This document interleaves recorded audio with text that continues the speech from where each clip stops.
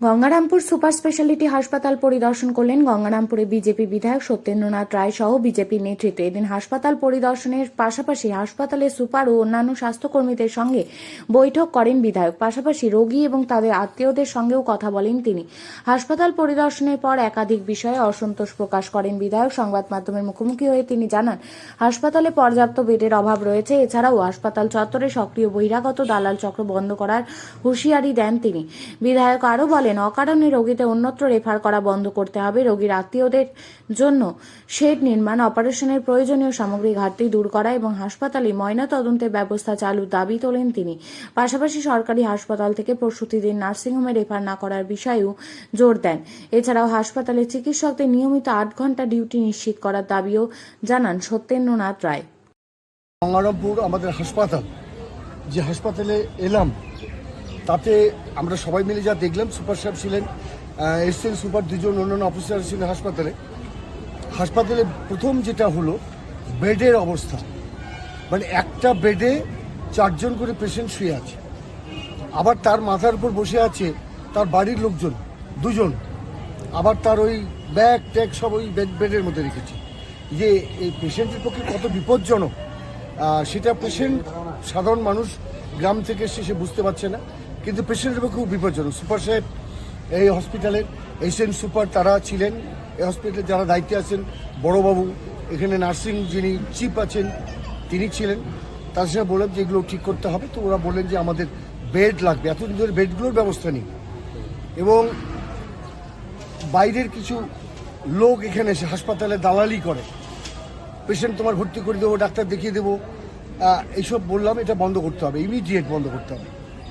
কোনো বাইরের লোক যারা আউটসাইডার এসে এখানে হাসপাতালকে বিভ্রান্ত করবে, এটা চলবে না, এটা করতে দেব না। তাছাড়াও হাসপাতালে বহু অ্যাম্বুলেন্স, বাইরেও আরও অন্যান্য গাড়ি থাকে, সেই গাড়িগুলো কোথায় থাকবে তার ওটা থাকার ব্যবস্থা করতে হবে। এখানে একটা শেড দরকার, যে পেশেন্ট পার্টি রাত্রেবেলা থাকবে কোথায়, সেই শেডটা হয়নি। আমি বললাম খুব তাড়াতাড়ি এই শেডটা করে দেওয়া হবে আমাদের পক্ষ থেকে, এই শেডটা করে দেওয়া হবে খুব তাড়াতাড়ি। এবং এখানে বহু ম্যান পাওয়ার কম, মানে এখানে অনেক ডাক্তার প্রয়োজন। আবার অপারেশন যে করবে, অপারেশনের জিনিসপত্র নেই, ল্যাপ্রোস্কোপি আদার সব জিনিসপত্রগুলো নেই, মেশিনগুলো নেই। বহুদিন যে প্রস্তাব দিয়ে রেখেছে, কিন্তু সেগুলো কার্যকর হয়নি। বললাম তাড়াতাড়ি দিন, আমাকে কাল পরশুর মধ্যে দিন।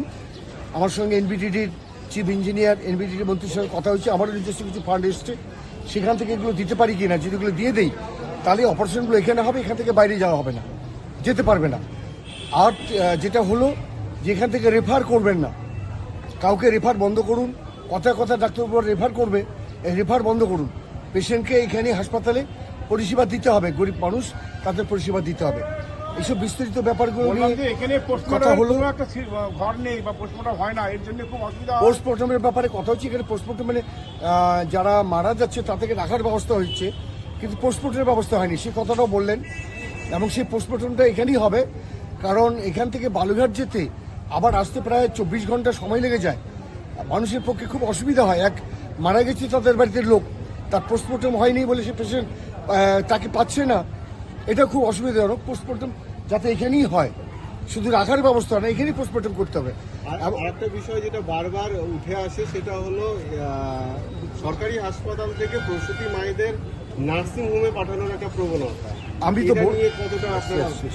আমি বললাম এই কথাটা, যে সরকারি হাসপাতাল থেকে একটাও রেফার হবে না, প্রতিটি ডাক্তারবাবুকে 8 ঘন্টা করে ডিউটি করতে হবে, এটাই সরকারি নিয়ম। আপনি এখানে আসবেন, 1 ঘন্টা থাকলেন, চলে গেলেন নার্সিংহোমে, এটা হবে না, আজকের পর থেকে হবে না। আমি বলে এসেছি পরিষ্কার। আমি সন্তুষ্ট নই। এখানে যে হাসপাতালে যে চিকিৎসা ব্যবস্থা যে এতদিন ধরে চলছিল সেটা একদম ভালো নেই। সুপাররা, অন্যান্য স্টাফরা সবাই মিলে হাত তুলে দেওয়ার মতো, যে আমাদের কোনো ব্যবস্থাই নেই যে ব্যবস্থা দিয়ে মানুষের পরিষেবা আমরা দিতে পারি। আপনি এই ব্যবস্থাগুলো করুন, আমরা বহুবার বলেছি, কিন্তু আমাদের এগুলো করেনি। না, হাসপাতালটাকে সুন্দর করে সাজাতে হবে।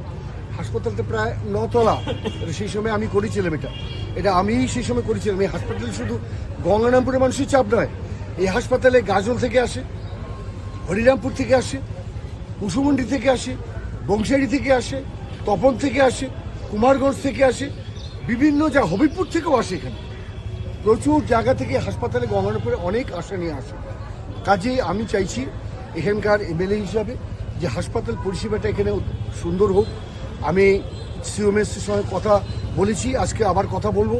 শুধু সিএমএর সঙ্গে কথা বললে হবে না, আমাকে স্বাস্থ্য ভবন গিয়ে কথা বলতে হবে, গিয়ে এখানে হাসপাতালের যে পরিষেবাটা মানুষ যাতে আরও বেশি করে পায়, সুন্দর পায়, সব স্তরের মানুষ যাতে পায়, তার দায়িত্ব আমাকে নিতে হবে। কারণ মানুষ ভোট দিয়ে আমাকে জিতিয়েছে, গঙ্গারামপুরের মানুষ, এর জন্য আমি কৃতজ্ঞ, আর এই কাজটা আমাকে করতে হবে।